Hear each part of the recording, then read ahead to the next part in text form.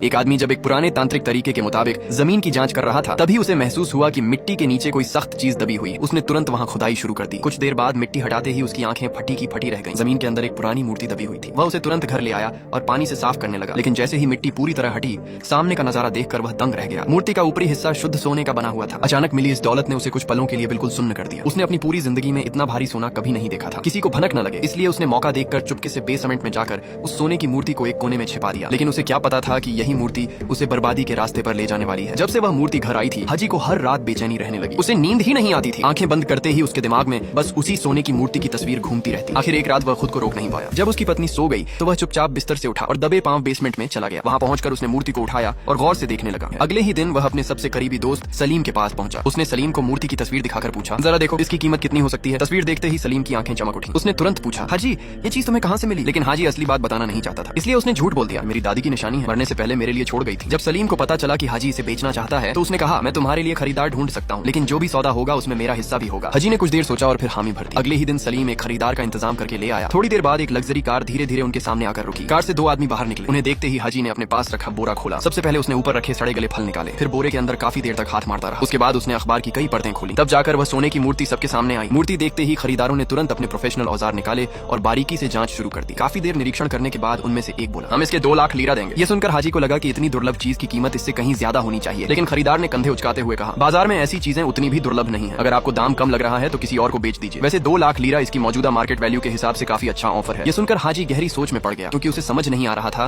कि इस सौदे को मंजूर करे या फिर किसी और खरीदार की तलाश करे। लेकिन उसकी हालत ऐसी थी कि जेब में एक पैसा नहीं था। घर का खर्च, बच्चों की पढ़ाई और रोजमर्रा की जरूरतें पूरी करना भी मुश्किल हो रहा था। आखिर काफी सोच विचार के बाद उसने भारी मन से सौदा मंजूर कर लिया। उसे लगा कि भले ही रकम बहुत बड़ी नहीं है, लेकिन फिलहाल इससे उसके परिवार को थोड़ी राहत मिल जाएगी। सौदा पूरा होने के बाद हाजी नकद पैसे लेकर घर लौट आया। घर पहुंचते ही उसने नोटों से भरा बैग खोलकर सारे पैसे सोफे पर उड़ेल दिए। इतनी बड़ी रकम देखकर उसकी पत्नी और बेटियां हैरान रह गईं। उन्हें अपनी आंखों पर यकीन ही नहीं हो रहा था। उन्होंने तुरंत पूछा, इतने सारे पैसे कहां से आए? अब हाजी के पास सच्चाई छिपाने का कोई रास्ता नहीं था। उसने पूरी कहानी घर वालों को बता दी और साथ ही सख्त हिदायत भी दी, ये बात घर से बाहर नहीं जानी चाहिए, किसी को कुछ मत बताना। पैसे आने के बाद धीरे धीरे हाजी का आत्मविश्वास भी बढ़ने लगा। अब वह पहले की तरह झुका झुका नहीं चलता था। उसके चेहरे पर हर समय मुस्कान रहने लगी। बड़े बेटे की छुट्टियां शुरू हुई तो उसने उसे लेने के लिए एक छोटी कार भी खरीद ली। वह पूरे परिवार को घुमाने ले गया और अच्छी छुट्टियां मनाने का प्लान बनाने लगा। उसने बेटे से भी कहा, अब गर्मियों की नौकरी करने की जरूरत नहीं है, हमारे हालात पहले जैसे नहीं रहे। पहले जहां घर में हर खर्च सोच समझ कर किया जाता था, अब हालात बदल चुके थे। खाने की मेज पर जो मन करता वही खरीदा जाता। पैसों की चिंता जैसे खत्म ही हो गई थी। लेकिन हाजी को अंदाजा नहीं था कि 20 लाख लीरा उतनी बड़ी रकम भी नहीं थी जितनी उसे लग रही थी। कुछ ही दिनों में पैसे तेजी से खत्म होने लगे। एक दिन उसकी पत्नी ने चिंता जताते हुए कहा, हमें थोड़ा संभल कर खर्च करना चाहिए, नहीं तो सारी रकम खत्म हो जाएगी। लेकिन हाजी ने उसकी बात को गंभीरता से नहीं लिया, क्योंकि उसके दिमाग में अब एक अलग ही ख्याल घर कर चुका था। उसे पूरा यकीन था कि जिस जगह से सोने की मूर्ति निकली थी वहाँ सिर्फ एक ही मूर्ति नहीं हो सकती। उसे बचपन में उसकी दादी अक्सर एक बात बताया करती थी। वह कहती थी कि उस पुराने पेड़ के नीचे कोई रहस्यमयी चीज दबी हुई है जो उनके परिवार की रक्षा करती है। इसी वजह से हाजी को विश्वास हो गया था